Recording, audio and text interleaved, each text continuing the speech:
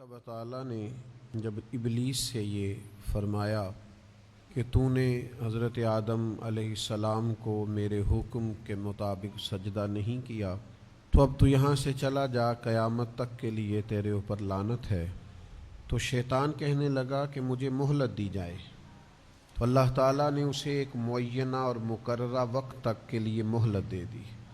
تو اس نے کچھ دعوے خود کیے، کہنے لگا کہ میں لوگوں کے رستوں میں بیٹھوں گا، انہیں گمراہ کروں گا، ان کے خلاف چالیں چلوں گا، وسوسہ اندوزیاں کروں گا، اور کس حد تک لوگوں کو گمراہ کروں گا اور کن کن کو گمراہ کروں گا۔ اس نے کہا میں ان سب کو اجتماعی طور پر گمراہ کروں گا، ہر ایک پر اپنا جال پھینکوں گا، ہر ایک کو اس کے معاملے کے مطابق راہ حق سے ہٹانے کی کوشش کروں گا، الا عبادک منہم المخلصین، لیکن مالک جو تیرے مخلص بندے ہوں گے نا،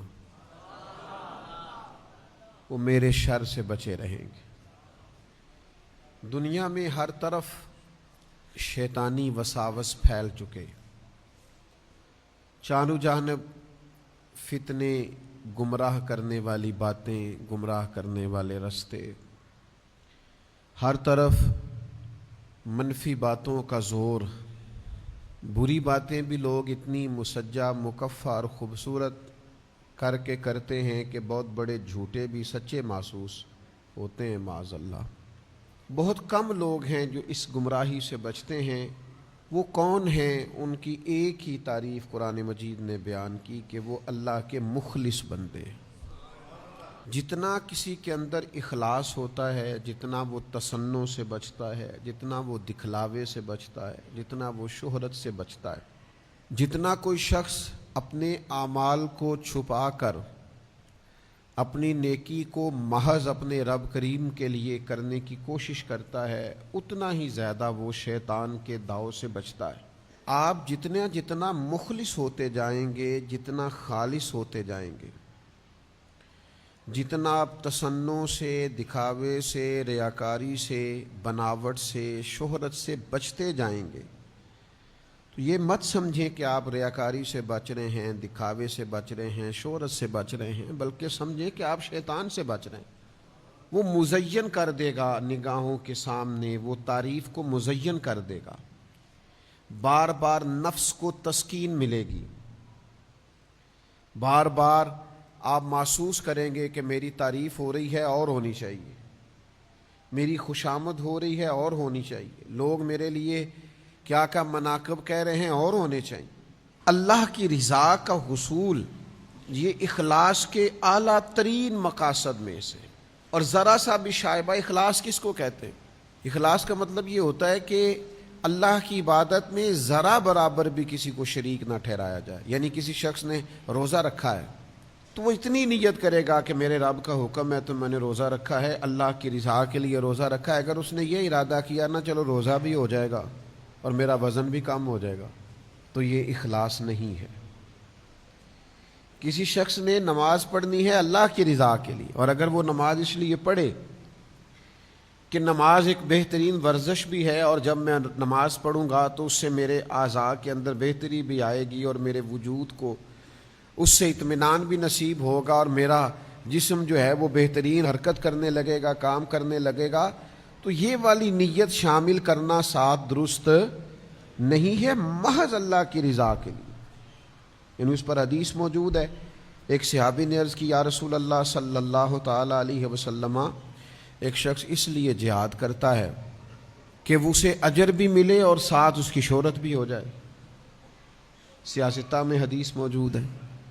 تو نبی پاک علیہ السلام نے فرمایا، اچھا یہ آپ اس حدیث کے لفظوں پر غور کریں، وہ عرض کرتے ہیں کہ محض شہرت کی نیت نہیں، اس کی نیت یہ ہے کہ جہاد بھی کر لوں اور شہرت بھی ہو جائے، یعنی دونوں نیتیں ہیں۔ اللہ کی رضا کی نیت بھی ہے لیکن ساتھ تھوڑی بہت شہرت کی نیت بھی۔ یا رسول اللہ اجر ملے گا؟ تو اللہ کے رسول نے دو ٹوک لفظوں میں فرمایا اس بندے کو کوئی اجر نہیں ملے گا۔ پھر عرض کی دوسری دفعہ یا رسول اللہ نیت جہاد کی بھی ہے لیکن ساتھ اس کا خیال ہے کہ مشہور بھی ہو جاؤں، تو کریم فرمانے لگے اسے کوئی اجر نہیں ملے گا۔ 6 بار پوچھا، تیسری بار عرض کی یا رسول اللہ صلی اللہ علیہ وسلم نیت جہاد کی بھی ہے، لیکن ساتھ خیال یہ ہے کہ میں شہرت بھی پا جاؤں، تو حکم کیا ہے؟ تو حبیب کریم علیہ الصلوۃ والسلام نے فرمایا حکم یہی ہے کہ اس بندے کو کوئی اجر نہیں ملے۔ خالص ارادے ہوں، اللہ اگر چاہتے ہیں فتنوں سے بچیں، اگر چاہتے ہیں اس دور کی گرد سے بچیں، اگر چاہتے ہیں اس دور کے اندر جس قدر زیادہ آزمائش ہوتی جا رہی ہے اور جس قدر زیادہ مختلف روپ دھار کر شیطانیت اپنا غلبہ کر رہی ہے، اس سے ہم بچیں، تو اس کا ایک ہی علاج قرآن مجید نے بیان کیا ہے کہ اللہ کی رضا کے لیے مخلص ہو جاؤ۔ اخلاص سے ملتا کیا ہے؟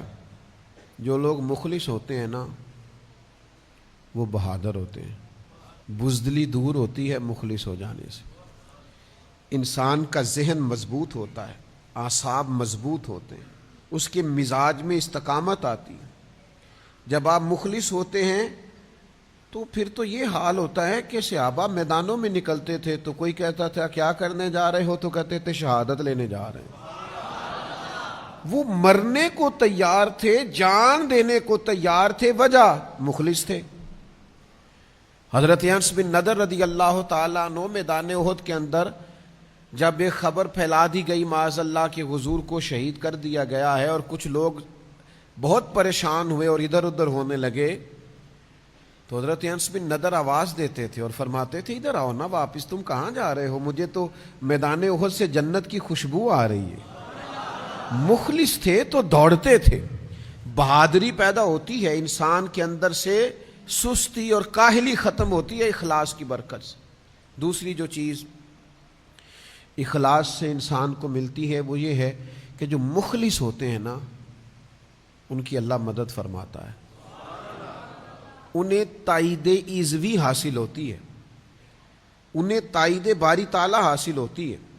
جب آپ ریاکار ہیں، جب آپ تصنع کر رہے ہیں تو اس میں پھر ظاہر ہے آپ کی نیت ہی ریاکاری کی ہے، آپ لوگوں کو دکھاوے کے لیے کر رہے ہیں، تو آپ کیا توقع کرتے ہیں کہ اس میں اللہ کی مدد آئے گی؟ لیکن جب کوئی کام آپ کرتے ہی رب کے لیے ہیں، اور علیم بذات الصدور رب جانتا ہے کہ میرے لیے لگا ہوا ہے، تو پھر اللہ مدد بھی بڑی فرماتا ہے۔ پھر اللہ تبارک و تعالی اسے تائید غیبی سے نوازتا ہے، پھر آپ کو محسوس ہوتا ہے کہ سارے رستے کھلتے جا رہے ہیں، آسانیاں ہوتی جا رہی ہیں، آسودگی ملتی جا رہی ہے، بہت ساری مشکل ترین وادیاں بھی آرام سے سر ہوتی جا رہی ہیں۔ اور پھر تیسری چیز جو اخلاص سے پیدا ہوتی ہے نا وہ یہ ہے کہ جو مخلص لوگ ہوتے ہیں نا ان کے اندر محنت کا جذبہ ہوتا ہے۔ آپ ایک کام کرتے ہیں اس میں اخلاص نہیں ہے تو آپ تھوڑا سا کریں گے، بھائی اتنا سا ٹھیک ہے، لوگوں کو پتہ چل گیا، میری حاضری لگ گئی، بس میں آ گیا، میری فوٹو چل گئی، بس کسی کو پتہ چل گیا لوگوں کو کہ میں آیا، وہ بھئی حاضری لگوانا مقصود ہے، با لگ گئی۔ لیکن جب آپ مخلص ہوتے ہیں تو اب حاضریاں نہیں لگواتے، پھر آپ ڈیوٹیاں دیتے ہیں۔ جب آپ مخلص ہوتے ہیں تو پھر آپ صرف فوٹو میں نظر نہیں آتے، پھر صبح و شام تک اور شام سے صبح تک آپ کا رویہ یہ ہوتا ہے کہ کسی بھی طریقے سے میں بھلا کیا خدمات پیش کر سکتا ہوں، میں کس حد تک آگے بڑھ کے اپنے صلاحیتیں دین کے لیے وقف کر سکتا ہوں، پیش کر سکتا ہوں۔ پھر مقصود فقط یہ نہیں ہوتا۔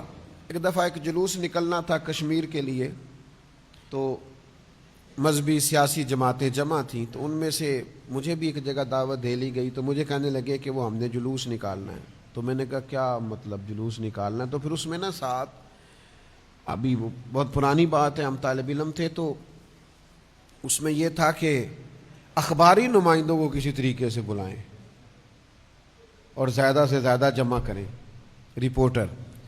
تو مجھے ایک بزرگ کی بات نہیں بھولتی، انہوں نے بڑی خاص بات کی، کہنے لگے اوہو میں تو جا رہا ہوں، میں سمجھا تھا تم اللہ کی رضا کے لیے جمع ہوئے ہو، لیکن جس قوم کا یہ حال ہو کہ وہ پہلے یہ دیکھے کہ کتنے کو نمائندے آئیں گے، کتنی کو خبر چلے گی، کہاں تک بات پہنچے گی، تو ان کا مشن تو کوئی نہ ہوا۔ تو جب آپ مخلص ہوتے ہیں پھر آپ محنت کرتے ہیں، پھر آپ کے اندر، میں آپ سے عرض کروں کہ جب ٹیچر ڈیوٹی کرتا ہے نا تو پھر اس نے 4-6 گھنٹے پورے کرنے ہوتے ہیں. اور جب اس کا دل کرتا ہے نا کہ میرے سامنے جو بیٹھا ہے یہ علم کے نور سے فیض یاب ہو، پھر وہ صلاحیتیں لگا دیتا ہے، پھر وہ مشقتیں کرتا ہے، پھر وہ اپنے سینے کو نچوڑ کے اس کے اندر جو علم کا نور ہوتا ہے وہ طالب علم میں منتقل کرنے کی کوشش کرتا. وہ 1 منٹ کے لیے بھی غیر نصابی کوئی بات نہیں کرتا. مخلص جو ہوا وہ جد و جہد کرتا ہے، کوشش کرتا ہے، محنت کا جذبہ پیدا کرتا ہے، اخلاص. چوتھی بات، جو ریاکار ہوتے ہیں نا اپنی نظروں میں گر جاتے ہیں، اور جو مخلص ہوتے ہیں ان کی اپنی نظر میں بھی اپنی بڑی عزت ہوتی ہے. اپنے آپ سے وہ دھوکہ نہیں کرتے. پتہ نہیں میں نے کتنی بڑی بات کی ہے، اللہ کرے آپ کو سمجھ آئی ہو. او بھائی، بندہ خود مطمئن ہی نہ ہو تو وہ کوئی کام کیسے کرے گا؟ جب کوئی تصنع کرتا ہے، بناوٹ کرتا ہے، دکھلاوا کرتا ہے تو وہ اپنے آپ کو جواب بھی نہیں دے پاتا. وہ اپنے آپ سے دھوکہ کر رہا ہوتا ہے. وما یخدعون الا انفسہم، اپنے آپ کے ساتھ دغا کر رہا ہے، فریب کر رہا ہے، دھوکہ دے رہا ہے. اور جب انسان مخلص ہوتا ہے نا تو اسے اپنے آپ سے بھی پیار ہوتا ہے. اسے محسوس ہوتا ہے میرا وجود کوئی بیکار وجود نہیں، میری زندگی کوئی بیکار زندگی نہیں، یہ زندگی تو میں نے کسی کے نام کر دی ہے، یہ تو میں نے زندگی کسی کے لڑ لگا دی ہے. اسے اپنے آپ سے پیار ہونے لگتا ہے. جب وہ مخلص ہوتا ہے اپنی نظر میں اس کی عزت ہوتی ہے، اسے پھر اپنی صلاحیت سے پیار ہوتا ہے. وہ پھر ضمیر کا قیدی نہیں ہوتا. اسے پھر لگتا ہے کہ وہ میں کسی کام لگ گیا ہوں، کوئی ڈیوٹی اللہ نے مجھ سے لینی شروع کر دی. 5ویں بات، ریاکاری جھوٹ ہے، اخلاص سچ ہے. ریاکاری ناانصافی ہے، اخلاص انصاف ہے. ریاکاری چٹیل اور گمراہ کرنے والا رستہ ہے اور اخلاص اعتدال کا رستہ ہے. وہ ایک خوبصورت راہ ہے، جس راہ پر انسان چلتا ہے تو رستہ بظاہر ٹوٹا پھوٹا بھی ہو لیکن اسے تھکاوٹ محسوس نہیں ہوتی، وہ چلتا چلا جاتا ہے. اخلاص نعمت ہے، سعادت ہے، عدل ہے، برکت ہے، ٹھنڈک ہے، نور ہے. رب رسول کی مدد کا نام اخلاص ہے. اور پھر 6ٹھی بات، ریاکاری نا بے چینی بڑی پیدا کرتی ہے. جن کو تعریف کرانے کا شوق ہوتا ہے، میں نے دیکھا ہے وہ بیچارے منتیں کر رہے ہوتے ہیں کوئی تھوڑی تعریف ہو جائے نا میری.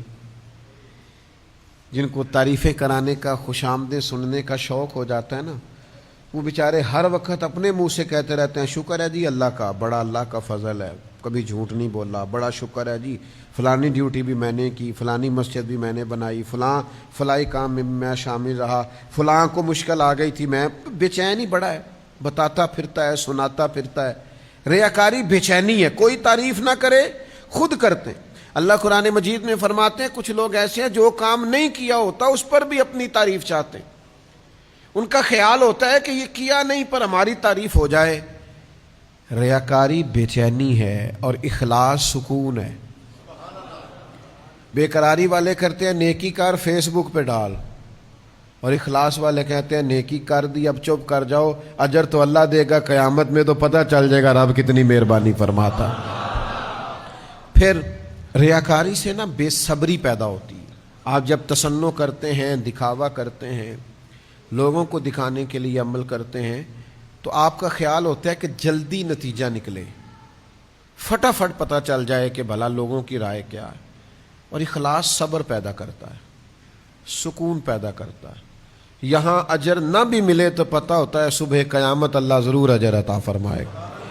ورنہ تو لوگوں کا خیال ہوتا ہے کہ کوئی مجھے نہ کوئی اس پہ جلدی سے کوئی چیز ملے. سیدہ طیبہ طاہرہ حضرت عائشہ صدیقہ، حضرت عثمان غنی رضی اللہ تعالیٰ عنہ کا زمانہ مبارکہ آیا نا تو حضرت عثمان غنی نے سیدہ عائشہ صدیقہ رضی اللہ تعالیٰ عنہ کو ایک کنیز رکھ کے دی تھی گھر کے کام کاج کرنے کے لیے.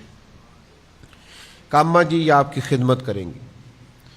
تو سیدہ عائشہ نے 2-4 دفعہ کہا کہ مجھے ضرورت نہیں ہے، تھوڑے سے کام ہوتے ہیں گھر کے، میں خود کر لیتی ہوں. کہا نہیں یہ آپ کو کر دے گی. تو وہ کنیز کہتی ہے میں نے عجیب نظارہ دیکھا کہ سیدہ عائشہ کھانا پکانے کھڑی ہوتی نا تو ایک روٹی میری بھی پکا دیتی، وہ کوئی دودھ گرم کرنے کے لیے کھڑے ہوتی تو ایک پیالی مجھے بھی گرم کر دیتی۔ میں ان سے کہتی کہ میں قربان جاؤں، آپ کی خدمت کے لیے آئی ہوں، آپ الٹا۔ مجھ سے کبھی کوئی کام انہوں نے نہیں لیا، ہاں جب کوئی دروازے پر کچھ مانگنے آتا نا تو سیدہ عائشہ صدیقہ مجھ سے فرماتی کہ جاؤ اسے یہ کچھ دے آؤ، کھجوریں دے آؤ، سرکہ دے آؤ، پیسے دے آؤ۔ تو میں ان کی خدمت میں عرض کرتی کہ اماں جی یہ کام تو لوگ پہنچ کے کرتے ہیں، بانٹنے والا، تو آپ باقی کے جو گھر کے اندر کے چار دیواری کے کام ہیں وہ مجھے کرنے نہیں دیتی ہیں، اور یہ جو باہر کا کام ہے یہ آپ مجھ سے فرماتی ہیں تو دے آؤ، تو وجہ؟ تو حضرت عائشہ صدیقہ رضی اللہ تعالیٰ عنہ فرماتی ہیں کہ جب بندہ کسی کو کچھ دیتا ہے تو وہ شکریہ بھی تو ادا کرتا ہے نا، تو میں چاہتی ہوں وہ شکریہ بھی تیرا ہی ادا کر جائے، میں نے جو بھی اجر لینا ہے محض اپنے رب کریم سے ہی لینا، وہ تیرا شکریہ ادا کر جائے، تجھے کہہ جے تو نے دیا ہے، اس کی نظر میں یہ ہو کہ یہ تو نے کیا ہے کام۔ اس طرح کا جب اعلیٰ ترین جذبہ پیدا ہوتا ہے تو مجھے بتائیے پھر کو بے صبری ہوتی ہے کہ تعریف ہو میری، پھر کو بے چینی دل میں پیدا ہوتی؟ آپ اطمینان قلبی اور سکون محسوس کرتے ہیں جب آپ کا اس طرح کا رویہ ہوتا ہے۔ یاد رکھیے گا کچھ چیزیں، بہت ساری چیزیں سامنے رکھ کے نچوڑ بیان کیا جاتا ہے، یہ آپ غور کریں کہ عرض کر رہا ہوں جب بندہ مخلص ہو جاتا ہے نا تو اس کے دل سے موت کا خوف نکل جاتا ہے،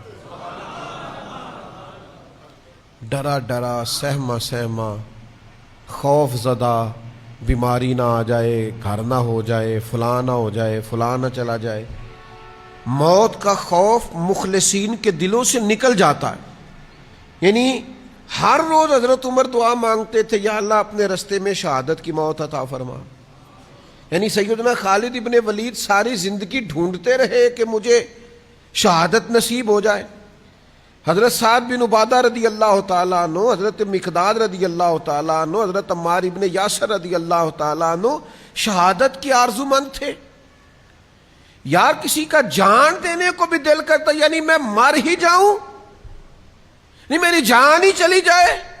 بچے بھی نظر آتے تھے، ان کو گھر بھی نظر آتا تھا، ان کو اپنے جائیدادیں، زمینیں، باغات بھی ان میں سے بہت سارے لوگ رکھتے تھے، پھر بھی دل کرتا تھا کہ جان پاویں نہ جان میرے محبوبہ، میں تے لگیاں توڑ نبھیساں، راہ تیرے وچ رول کے مرساں، تے قدم نہ پچھاں ہٹیساں، شہر تیرے دے ٹکڑے منگساں، تے تیرے کتیاں دے پیر چمیساں، تے آزم جان امانت تیری، تو جدو منگ سیں میں پیش کرے ساں۔ مخلص بندے کا دل کرتا ہے، مخلص کا کہ جان دے دوں۔ جب آپ مخلص ہی نہیں ہیں پھر تو زندگی سے پیار ہے، پھر تو مرنے سے خوف ہے، پھر تو ڈر لگ رہا ہے۔ تو اخلاص یہ ساری آسانیاں انسان کی زندگی میں لے آتا ہے۔ شرط یہ ہے کہ نماز پڑھے تو مخلص ہو کر، روزہ رکھے تو مخلص ہو کر، صدقہ دے تو مخلص ہو کر، کسی کے ساتھ تعلق بنائے تو مخلص ہو کر، کسی سے پیار کرے تو مخلص ہو کر، کسی سے ملنے جائے تو مخلص ہو کر، کسی کو گھر بلائے تو مخلص ہو کر، کسی سے لین دین کرے تو کوئی دنیاوی درمیان میں کسی قسم کا بھی۔ حضرت معاذ ابن جبل کہتے ہیں میں یمن جا رہا تھا اور یہ میری نبی پاک علیہ السلام سے وہ ملاقات تھی جو آخری تھی، کیونکہ جب میں واپس آیا تو حالت یہ تھی کہ سرکار کا وصال ظاہری ہو چکا تھا، اور حضور نے مجھے کہہ کے بھیجا تھا، ارشاد فرمایا تھا کہ جب تو لوٹے گا تو میری قبر کے پاس سے گزرے گا۔ فرماتے میں جب جا رہا تھا تو میری آخری ملاقات تھی، اس وقت حضور نے مجھے جو نصیحتیں فرمائیں تو ایک نصیحت یہ فرمائی، مخلص ہو کر عمل کرنا۔ مخلص ہو کر کیا گیا تھوڑا عمل بھی اللہ کی بارگاہ میں زیادہ درجہ پا جایا کرتا۔ تصنع نہ ہو، ریاکاری نہ ہو، بناوٹ نہ ہو۔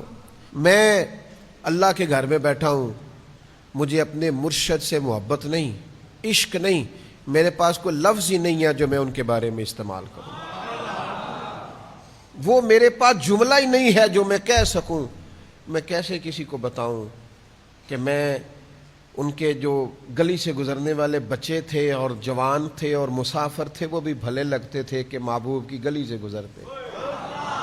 میں تو اس شخص کے بھی ہاتھ چوما کرتا تھا جو وہاں برچی خانے میں لنگر پکاتا تھا کہ یار تو قریب تو رہتا ہے نا، تو بار بار دیکھ جنہ نے دل بر جانی ڈٹھاؤ وکھیاں ہی تک لئیے۔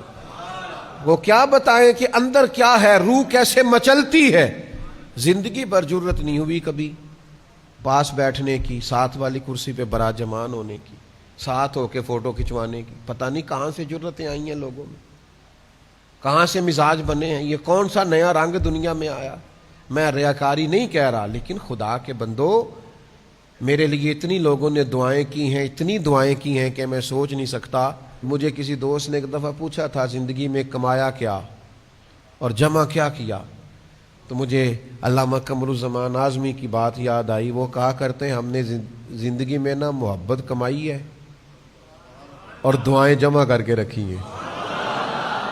محبت کمائی ہے اور دعائیں جمع کر کے رکھی ہوئی، اتنی ہیں اللہ کے فضل سے کہ کہیں مشکل آ جاتی ہے تو کوئی نہ کوئی دعا اٹھ کے سامنے آ جاتی ہے اور سارے مسئلے حل کر جاتی ہے۔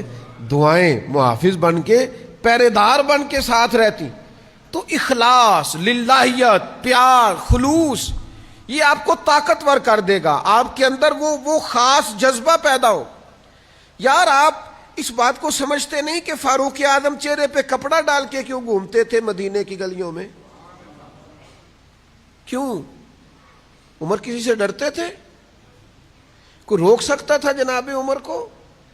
کپڑا اس لیے ڈال کے چلتے تھے کہ وہ دکھانا نہیں چاہتے تھے میں مدینے کی گلیوں میں حضور کی امت کا دھیان رکھنے کے لیے نکلا ہوں، وہ بتانا نہیں چاہتے تھے۔ وہ حضرت ابوبکر صدیق جس بوڑھی مائی کا گھر میں جا کے کام کر کے آتے تھے، اس کا تو بچہ ہی کوئی نہیں تھا، تو ووٹ کہاں سے ہونا تھا؟ اس کے تو گھر میں کھانے کو روٹی نہیں تھی، تو اس نے دینا کیا تھا؟ لیکن وہ اخلاص تھا نا کہ امیر المومنین سحری کے وقت اٹھتے تھے اور تہجد پڑھنے سے پہلے بوڑھی کے گھر میں جھاڑو دے کے آتے تھے۔ سچ بتاؤ دیا جا سکتا ہے؟ آج یہ کام ہوتا ہے؟ اتنی ہمت ہے کسی کے پاس کہ وہ کسی بوڑھی بیمار اور نابینا عورت کے گھر میں جا کے جھاڑو دے، اس کے برتن دھوئے، اس کے لیے پانی بھر کے لائے؟ یہاں تو لوگ ایک نیکی کرتے ہیں تو کہتے ہیں ابھی تک فیس بک پہ کیوں نہیں آئی، ابھی تک جناب وہ واٹس ایپ گروپوں میں شیئر کیوں نہیں ہوئی، ابھی تک فلاں مقام پہ کیوں نہیں گئی؟ تو اخلاص بہت بڑی نعمت، اخلاص کو کبھی نہ چھوڑیں۔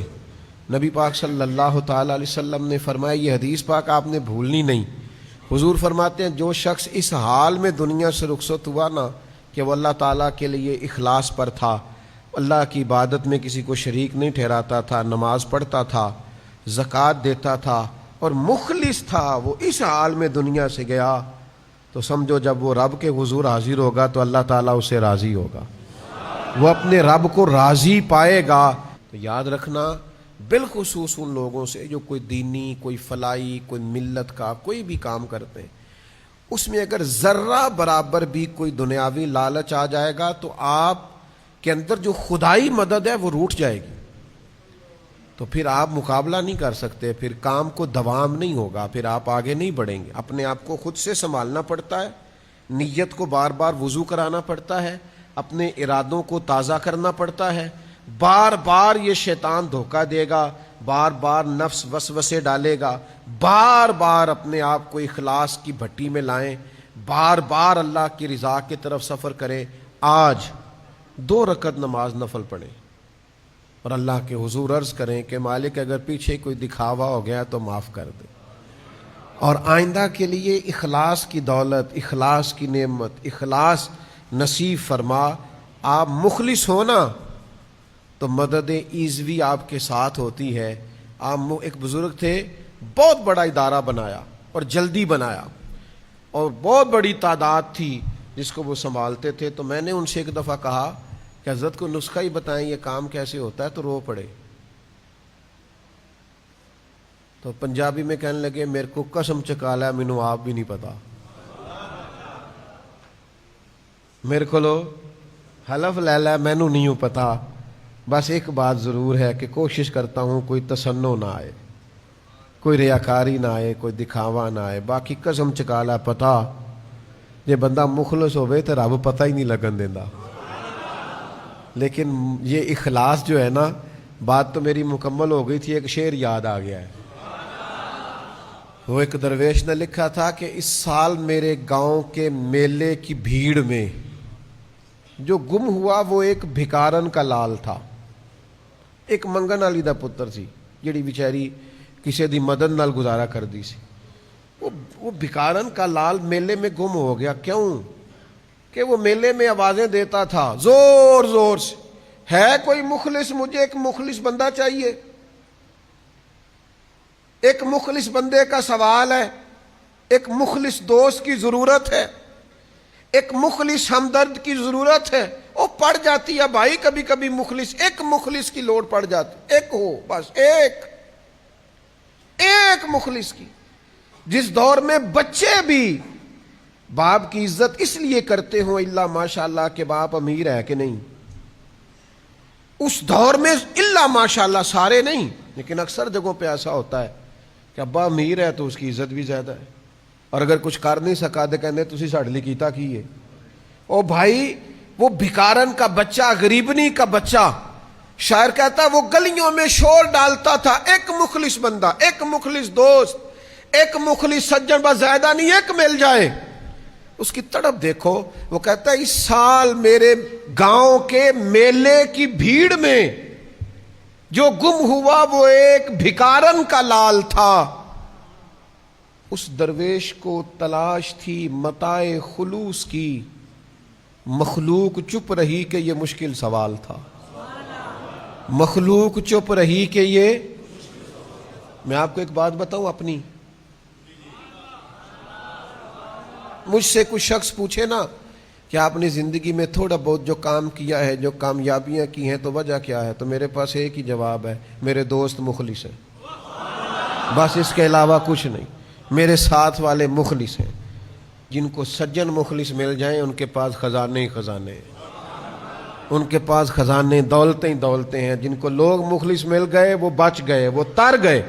इखलास पैदा करें, हर तरफ आप करम की बरखा बरसती देखेंगे।